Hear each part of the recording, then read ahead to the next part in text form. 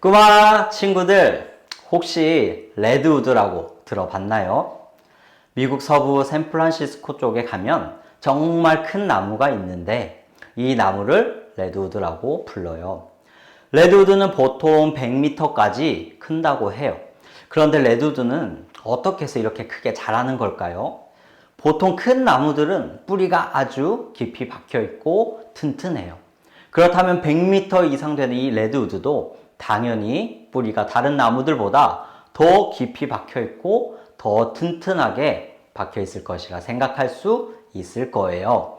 그런데 실제로 레드우드는 뿌리가 2, 3m의 길이로 다른 나무들보다 특별히 더 길다고 하지는 않는다고 해요.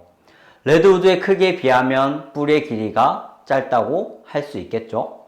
그렇다면 이렇게 뿌리가 짧은 레드우드가 다른 나무들보다 더 크게 자랄 수 있는 이유는 무엇이었을까요? 그 이유는 레드우드는 나무 뿌리가 옆에 있는 나무 뿌리와 강하게 얽혀있기 때문이라고 해요. 뿌리가 서로 얽히면서 서로를 지탱해 주기도 하고 영양분도 서로 공유한다고 해요. 즉 레드우드가 큰 나무가 될 수 있는 이유는 옆에 있는 나무와 함께 연결되어 자라났기 때문이라 할 수 있어요.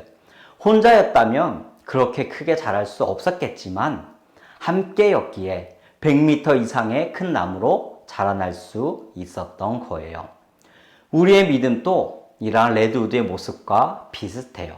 우리의 믿음 또한 나 혼자 열심히 믿고 신앙생활하는 것보다 누군가와 함께 마음을 나누고 서로를 도와가며 믿음의 삶을 살아갈 때 더 굳건하고 성숙한 믿음의 삶을 살아갈 수 있어요. 오늘 말씀에 보면 사울과 바나바가 나와요. 친구들, 사울은 누구인지 기억하고 있나요? 사울은 보통 바울이라는 이름으로 불려요. 히브리어로는 사울, 로마어로는 바울이라고 불리는데 이 바울은 오늘날 우리에게 주어진 신약 성경의 대부분을 쓴 인물이에요. 바울은 세계 곳곳을 다니며 예수님을 전하기 위해 목숨을 걸었던 사람이었어요. 그런데 사실 바울은 예수 믿는 사람들을 감옥에 잡아넣던 사람이었어요. 그래서 당시에는 예수 믿는 사람들이 바울을 피해 다녔어요. 그런데 이 바울이 예수 믿는 사람들을 잡아들이기 위해 다메섹으로 향하던 길에서 예수님을 만나게 돼요. 그곳에서 예수님이 빛 가운데 바울에게 찾아오셔서 말씀하셨어요. 사울아 사울아 네가 어찌하여 나를 박해하느냐.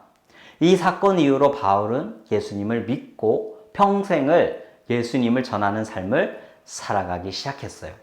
하지만 예수 믿는 사람들을 감옥에 잡아넣던 이 바울이 갑자기 예수님을 전한다고 해서 사람들이 쉽게 믿었을까요?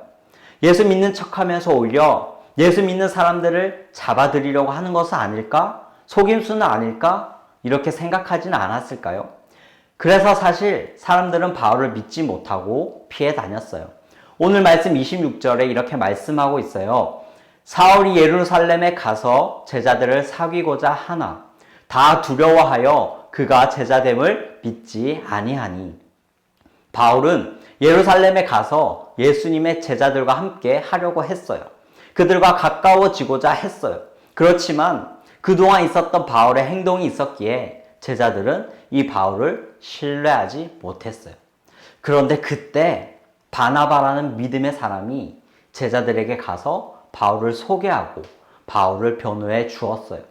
바울이 어떻게 예수님을 만나서 변화되었는지 설명해 주었고 바울을 믿을 수 있도록 제자들을 설득해 주었어요. 그리고 그때서야 제자들은 바울이 정말 예수님을 만나서 변화되었다는 것을 믿고 바울을 받아 주었어요. 바울에게는 바나바라는 동역자가 있었어요. 동역자란 함께 하나님을 전하며 믿음의 삶을 살아가는 친구라고 할 수 있어요. 바울은 믿음의 동역자인 이 바나바 덕분에 주변의 의심을 벗어버릴 수 있었어요. 이뿐 아니라 이후 바울은 바나바와 함께 하며 선교 여행을 무사히 마칠 수 있었어요. 친구들, 바울은 수많은 신약 성경을 기록하고 세계 곳곳을 다니며 목숨 걸고 예수님을 전한 우리가 마땅히 본받을 만한 믿음의 사람이에요. 그런데 바울이 이렇게 훌륭한 믿음의 사람이 될 수 있었던 것은 단순히 바울이 뛰어난 사람이었기 때문이 아니에요. 옆에 함께하는 동력자들이 있었기 때문이에요. 함께하는 믿음의 친구들이 있었기 때문이에요.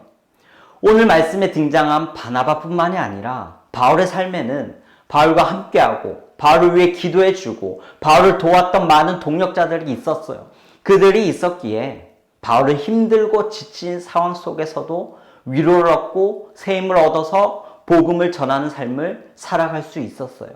그들과 함께하며 믿음의 걸음을 함께 걸었기 때문에 더욱 굳세고 성숙한 믿음의 사람이 될 수 있었어요. 오늘 우리도 마찬가지예요. 나 혼자 예수님을 잘 믿고 나 혼자 예배 잘 드리고 나 혼자 신앙생활하는 것보다 누군가와 함께하며 전도하고 예배 드리고 말씀을 듣고 공부하며 마음을 나눌 때 그때 우리의 믿음은 더욱 튼튼하게 잘 자랄 수 있어요. 그래서 우리는 교회라는 공동체를 이루며 함께 예배드리고 함께 말씀을 공부하고 기도하고 선교하며 믿음의 삶을 살아가고 있는 거예요. 친구들, 오늘 말씀을 기억하며 지금 내 주위에 나의 믿음의 동력자는 누가 있는지 생각해 보면 좋겠어요. 친구, 부모님, 교회 선생님, 전도사님, 목사님 등 동력자는 우리 주변에 많이 있어요. 오늘 우리는 꿈샘이라는 공동체 속에서 나 혼자가 아니라 우리라는 이름으로 함께하고 있어요. 이 함께함이 정말 중요하다는 것을 기억하면 좋겠어요.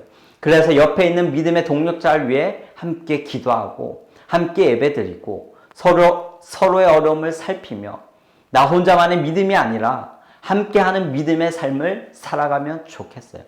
그래서 더욱 튼튼하고 성숙한 믿음의 사람으로 자라나는 우리 모든 꿈샘 친구들이 될 수 있기를 소망합니다.